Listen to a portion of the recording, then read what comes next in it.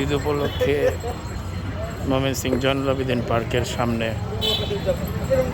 বেড়ানোর, মজা করার, বাচ্চাদের আনন্দ করার জায়গা।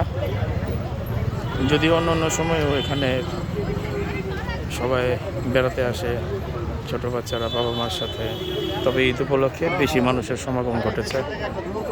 ব্রহ্মপুত্র নদীর তীর ঘেঁষে এই পার্ক, প্রায় 2 কিলোমিটার নদীর পাড়ে তৈরি পার্ক। মানুষের বেড়াতে আসার জন্য খুবই উপযুক্ত জায়গা। নদীতে নৌকা দিয়ে ভ্রমণ করারও সুযোগ আছে। নানাবিধ দোকান বসেছে ছোট বাচ্চাদের, বিভিন্ন রকম রাইডের ব্যবস্থাও আছে। এছাড়া বিভিন্ন খাবার, মুখরোচক খাবার, ফুচকা, চটপটি, বেলপুরি এগুলো পাওয়া যাচ্ছে।